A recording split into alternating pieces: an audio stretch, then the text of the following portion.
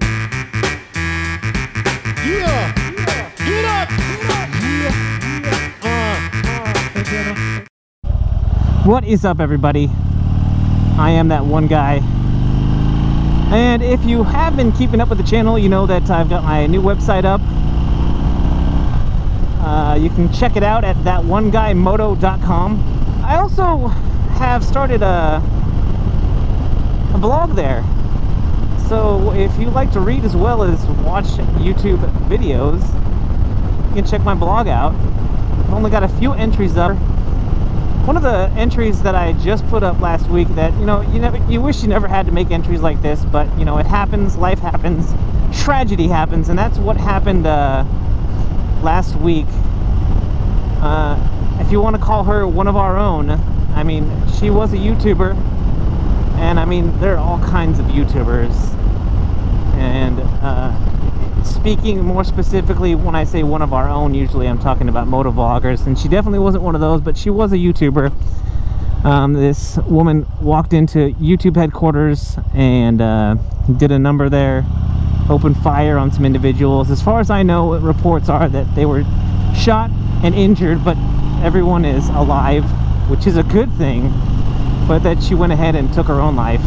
So, I mean, if you've watched my channel, you know that I like to keep things funny, lighthearted. I don't really like to get into things like this, but when it happens to somebody that does what I do, which is create YouTube content, it hits close to home. And the other reason it hits close to home is because it happened no more than 2 hours away from where I live, and that more so, I think, has an effect on me, and has had a, it's something to think about when something like that happens so close to where you live.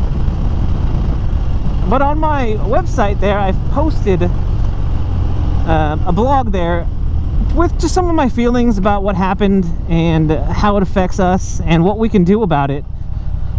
But on a more specific level, I wanted to talk about something that maybe some of you have thought about, maybe some of you have actually had training for, and some of you maybe never have thought about this, but it's something I think that everyone should know or have some knowledge about. And what that is if you were to get in an active shooter situation.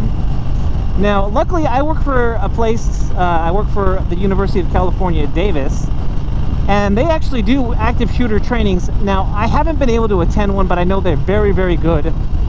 Some friends of mine actually have put together some of the really intensive trainings where they actually had people and actors out there acting out the situation as if it was happening. And they'll actually run through drills with you with not live ammo, obviously, but with firearms, and to help you really start to think about it. Because when things like this happen, people's brains just don't function the way that they do. It's not, you can't prepare for it. You can do all the training that you want, but when it comes down to it, when the actual event happens, the more prepared you are, the better. But you just can't know how your body is going to react to that surge of adrenaline, that surge of really, I mean, it's just something that you won't know what will happen unless you do it. But there's been a few, I'm gonna actually run some video here of that the university has put together about active shooters. So I'll run that here, and I'll talk to you on the back end. What do we do when somebody enters the room shooting? Let's go! Who can forget the massacres that have occurred on school property when shooters pulled the trigger and killed innocent students? You with the hat! You with the hat! Are campuses more secure? Well, the UC Davis Police Department has been offering workshops on what to do if you are caught in the line of fire. We're presenting an option. If I'm stuck in front of an active shooter, I have two choices: fight or die. So my option is to fight. And we want to show our community that they do have options, that they can fight, and this is what it would look like with a little practice. Carmichael says UC Davis is ready to respond to active shooting incidents. And I can tell you that we're exceptional. We're in a stage right now of absolute readiness. We train, we practice, we give focused thought. We look at the trends, we watch other cases. This class reinforces to students that escaping, hiding, playing dead are all good options. The important point, the lieutenant says, is do something. Just don't stand or sit in one spot. If there is no way to escape and you're facing the shooter, the officers demonstrated how to attack the suspect. Holy smokes, good job. So, as you can see, you know, some really good points there to be taken from the police department and the folks out here in California regarding how to handle this situation. I'll also throw links down right here in the video for you to check out some more of those videos that UC Davis has put together, because they are really good, and I think that they're worth watching, especially, I mean, for anybody, whether you work in a situation where something like this might happen, or you know, it's something that you can teach your kids, and you can actually, you know, if you learn about it and you take the time to talk to your kids about it, because you know, maybe you don't want them to talk to a stranger about it, you want them to hear it directly from you. That's something that you can do. So I'll put the description in the description there, the link to the article from the Mayo Clinic, and the three main things that they're going to have you do or tell you to do if you ever get in a situation like the one that happened there at YouTube headquarters recently, and where it's happening more and more often around the country, and it's just really sad. But again, to be prepared, there are three things that you can do. The first one is run. If it's safe to do so, and you can help others as well, is run. Just get out of the situation if you can, and move as far away as possible, and get to safety. And again, if you can bring others with you, that's all the more better. The second thing to do is hide.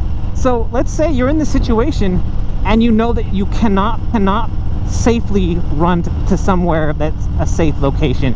If you can't do that safely, lock yourself into your office, into a room, into a closet, somewhere where you can lock yourself in and hide.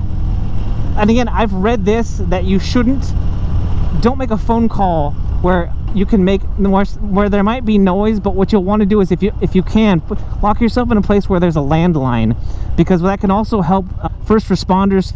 They can help locate your position, and that's really important in these situations. So again, just to recap, number one is run, number two is hide, and the last one here is something that I would hope that no one would ever have to experience, though. The number three thing to do is fight. Now, I'm pretty sure I read this on the Mayo Clinic website, but you know, don't just take your fist into this. If there's something you can use as a weapon, something you can use to defend yourself, a coat rack, you know, if you're like an athlete and you've got like sports equipment, you know, grab a golf club, grab a baseball bat.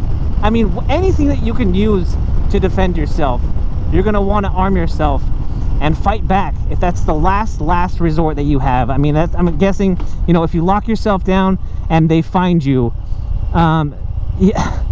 And this is also something that I've read, and I think it's something that they do in the UC Davis training, is to keep those things in mind that you're living for. You know, your kids, whatever you've got to put in your mind to defend yourself and fight with everything that you've got in a situation like that.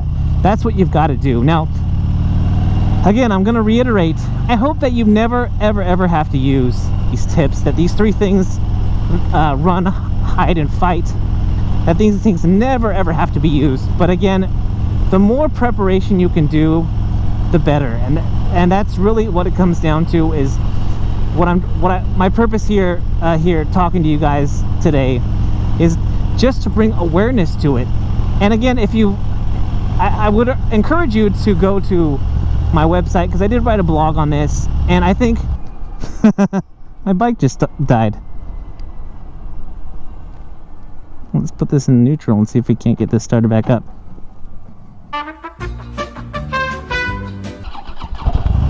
All right, there we go. All right, take two.